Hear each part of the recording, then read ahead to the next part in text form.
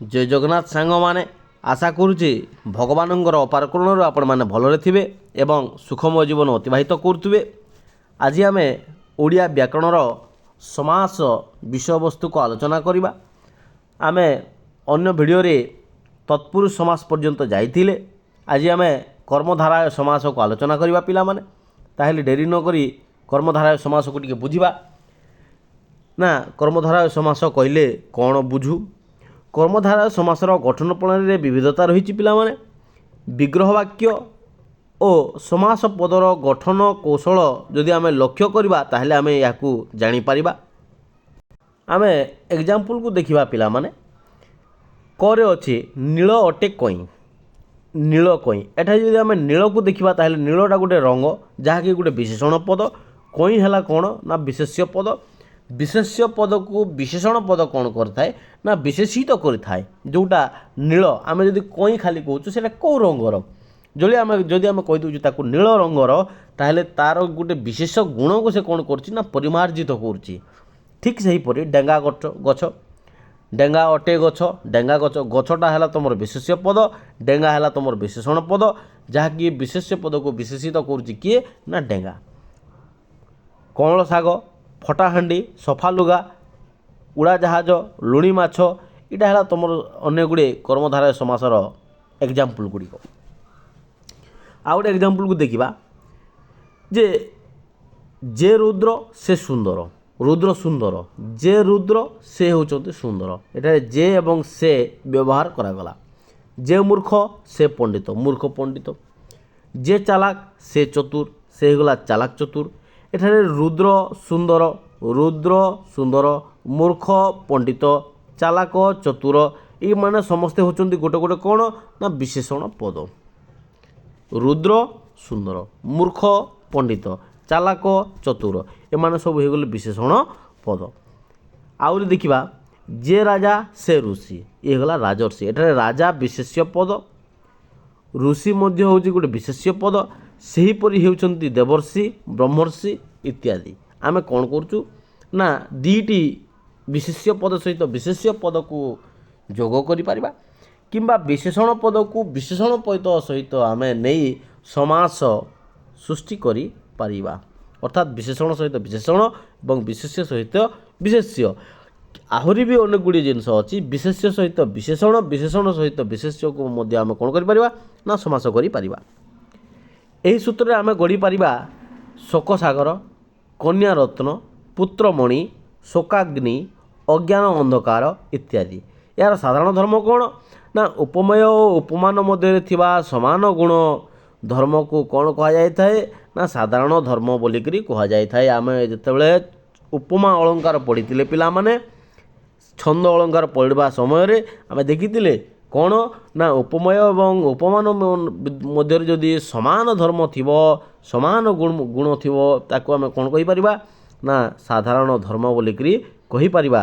ଅର୍ଥାତ୍ ମୁଖଟି ଚନ୍ଦ୍ର ପରି ସୁନ୍ଦର, ମୁଖ ଯେମିତି ସୁନ୍ଦର ଚନ୍ଦ୍ର ମଧ୍ୟ ସୁନ୍ଦର। ଅର୍ଥାତ୍ ଚନ୍ଦ୍ରକୁ କାହା ସହିତ ତୁଳନା, ମୁଖକୁ କାହା ସହିତ ତୁଳନା କରାଗଲା ନା ଚନ୍ଦ୍ର ସହିତ ତୁଳନା କରାଗଲା। ତେଣୁ ଏଇ ଯେଉଁ ସୁନ୍ଦରଟା ଇଏ ହେଇଗଲା ଆମର କ'ଣ ନା ସାଧାରଣ ଧର୍ମ। ଅର୍ଥାତ୍ ଚନ୍ଦ୍ର ଯେପରି ସୁନ୍ଦର, ମୁଖଟି ସେହିପରି ସୁନ୍ଦର। ଆମେ ମୁଖକୁ କ'ଣ କରୁଛୁ ନା ଚନ୍ଦ୍ର ସହିତ ତୁଳନା କରୁଛୁ। ତେଣୁ ଦୁଇ ଜଣଙ୍କର ତୁଳନୀୟ ଗୁଣ ହେଉଛି ସମାନ। କ'ଣ ସେଇଟା ହେଲା ସୁନ୍ଦର ଦେଖାଯିବାଟା। ଉପମାନ କର୍ମଧାରାୟ ସମାସ। କାକ ପରି କୃଷ୍ଣ, କାକ କୃଷ୍ଣ। ଘନ ପରି ଶ୍ୟାମ, ଘନ ଶ୍ୟାମ। କାକ ଓ ଘନ ଏଠାରେ ହେଉଛନ୍ତି ଉପମାନ, କୃଷ୍ଣ ଓ ଶ୍ୟାମ ହେଉଛନ୍ତି ଏଠାରେ ସାଧାରଣ ଧର୍ମ। ଏଠାରେ ଆମେ ଦେଖିଲେ କେବଳ ଉପମାନ ସାଧାରଣ ଧର୍ମ ରହିଅଛି। ଉପମାନ ଏବଂ କ'ଣ ଅଛି ନା ସାଧାରଣ ଧର୍ମ ରହିଅଛି। ଉପମାନ ସହିତ ସାଧାରଣ ଧର୍ମବାଚକ ପଦର ସମାସକୁ ଉପମାନ କର୍ମଧାରାୟ ସମାସ ବୋଲି କୁହାଯାଇଥାଏ।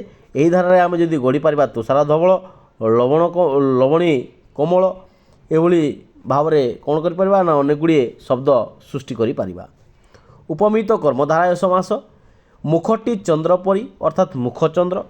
ମୁଖଟା କାହା ଭଳିଆ ଦେଖାଯାଉଛି ନା ଚନ୍ଦ୍ରଙ୍କ ପରି। ଏଠାରେ ମୁଖ ହେଉଛି ଉପମେୟ ଏବଂ ଚନ୍ଦ୍ର ହେଉଛି ଉପମାନ। ଉପମେୟ ଏବଂ ଉପମାନ କ'ଣ ଆମେ ଅଲରେଡ଼ି ଉପମା ଅଳଙ୍କାରରେ ପଢ଼ି ସାରିଥିଲେ ପିଲାମାନେ। ଯାହାକୁ ତୁଳନା କରାଯାଇଥାଏ ଏବଂ ଯାହା ସହିତ ତୁଳନା କରାଯାଇଥାଏ ତାହା ହେଲା ଉପମେୟ ଏବଂ ଉପମାନ। ସମାସରେ ଉପମେୟ ପୂର୍ବପଦ ଉପମାନ ପରପଦ ହେଲେ ତାହାକୁ ଉପମିତ କର୍ମଧାରାୟ ସମାସ ବୋଲିକିରି କୁହାଯାଇଥାଏ। ଯଦି ଉପମେୟ ପୂର୍ବପଦ ଉପମାନ ପରପଦ ହେଲେ ତାକୁ ଆମେ କ'ଣ କହିଥାଉ ନା ଉପମିତ କର୍ମଧାରାୟ ସମାସ ବୋଲିକିରି କହିଥାଉ। ଯଦି ଆମେ ଦେଖିବା ଏହି ସୂତ୍ରରେ ଅଧରବିମ୍ବ ପାଦପଦ୍ମ ଚରଣ କମଳ ନରସିଂହ ନରେନ୍ଦ୍ର ଇତ୍ୟାଦି ଆମେ ଗଢ଼ିପାରିବା। ମଧ୍ୟପଦ ଲୋପୀ କର୍ମଧାରାୟ ସମାସ ଏଠାରେ କ'ଣ ନା ମଧ୍ୟପଦଟା ଲୋପ ହୋଇଯିବ।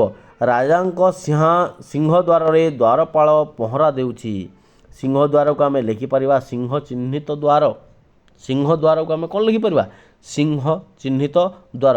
ଏଠାରେ ଚିହ୍ନିତର କ'ଣ ହେଇଛି ନା ଲୋପ ହୋଇଛି। ସିଂହଦ୍ୱାର ଅଛି ସମାସ ଗଠିତ ହେଲେ ଚିହ୍ନିତ ପଦଟି କ'ଣ ହୋଇଯାଇଛି ନା ଲୋପ ହୋଇଯାଇଛି। ତେଣୁକରି ଇଏ ହୋଇଗଲା ମଧ୍ୟପଦ ଲୋପୀ କର୍ମଧାରାୟ ସମାସ।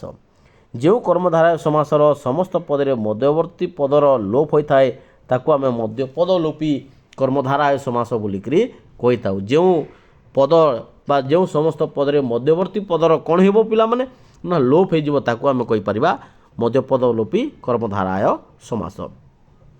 ଏହି ଧାରାରେ ଆମେ କ'ଣ କରିପାରିବା ନା ଗଢ଼ିପାରିବା ଘୃତ ମିଶ୍ରିତ ଅନ୍ନ।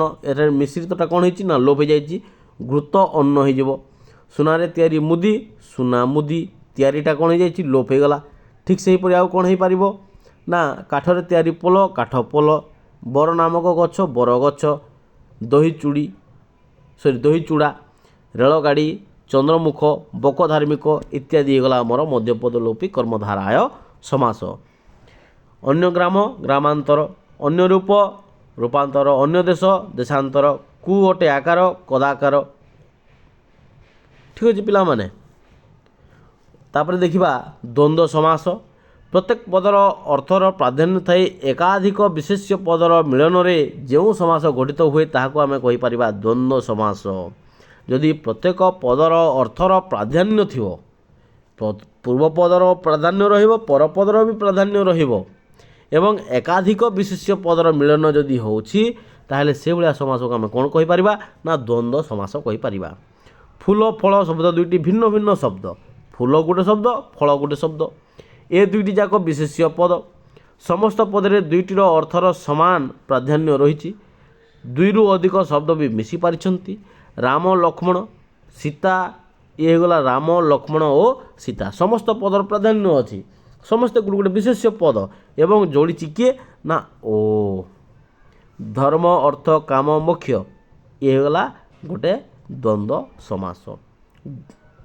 ଦମ୍ପତି ବାଟଘାଟ ହରି ଓ ହର ହରି ବି ଗୋଟେ ପ୍ରାଧାନ୍ୟ ରହିଲା ହରର ବି ପ୍ରାଧାନ୍ୟ ରହିଲା। ହରି ଏବଂ ହର ଲେଖାପଢ଼ା ଦୁଇ ଜଣଙ୍କର ମାନେ ପ୍ରାଧାନ୍ୟ ରହୁଛି। ତାପରେ ଦେଖିବା ଦ୍ୱିଗୁ ସମାସ।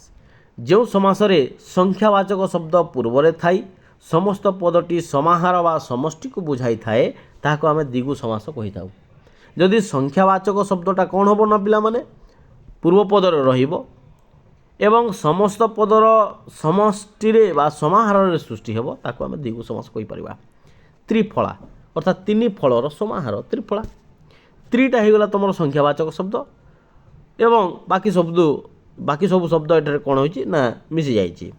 ତ୍ରିଫଳର ବ୍ୟାସ ବାକ୍ୟ ହେଉଛି ତ୍ରି ଫଳର ସମାହାର।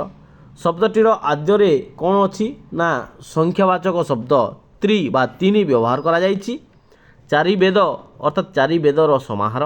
ଏହାର ଆଦ୍ୟ ଶବ୍ଦ କ'ଣ ଅଛି ନା ଚାରି ଅଛି ସଂଖ୍ୟାବାଚକ ଶବ୍ଦ। ତେଣୁ ଇଏ ହୋଇଗଲା ତୁମର ଦ୍ୱିଗୁ ସମାସ। ଷଡ଼ରିପୁ ପଞ୍ଚେନ୍ଦ୍ରିୟ ଅଷ୍ଟରତ୍ନ ପଞ୍ଚଗବ୍ୟ ସପ୍ତାହ ପଞ୍ଚବଟୀ ଚୌପଦୀ। ଚଉ ଅର୍ଥାତ୍ ଚାରି ଚଉ ହେଲା ଗୋଟେ ସଂଖ୍ୟାବାଚକ ଶବ୍ଦ। ଯଦି ସଂଖ୍ୟାବାଚକ ଶବ୍ଦ ମାନେ ପ୍ରଥମରେ ଥିବ ପିଲାମାନେ ତାକୁ ଆମେ କ'ଣ କରିପାରିବା ନା ଦ୍ୱିଗୁ ବୋଲିକିରି କହିପାରିବା। ଦ୍ୱନ୍ଦ୍ୱ କ'ଣ ନା ଦ୍ୱନ୍ଦ୍ୱ ହେଲା ବିଶେଷ୍ୟ ପଦର ପ୍ରାଧାନ୍ୟ ରହିବ ବା ଏକାଧିକ ବିଶେଷ୍ୟ ପଦ ଯଦି ଗୋଟିଏ ପଦରେ ବ୍ୟବହାର କରାଗଲା ତାକୁ ଆମେ ଦ୍ୱିଗୁ ସମାସ କହିବା। ଦ୍ୱିଗୁ ଆଉ ଦ୍ୱନ୍ଦ୍ୱ ଟିକେ ଅଡ଼ ଜିନିଷ ପିଲାମାନେ ୟାକୁ ଟିକେ କ'ଣ ନା ଜଗି ରଖି କାମ କରିବାକୁ ପଡ଼ିବ।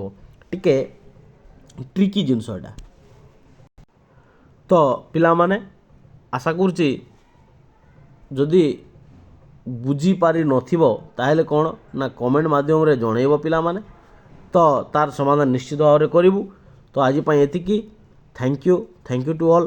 ଲାଇକ୍ ସେୟାର ଆଣ୍ଡ ସବସ୍କ୍ରାଇବ୍ କରିବାକୁ ଭୁଲିବେ ନାହିଁ। ଧନ୍ୟବାଦ। Thank you to all.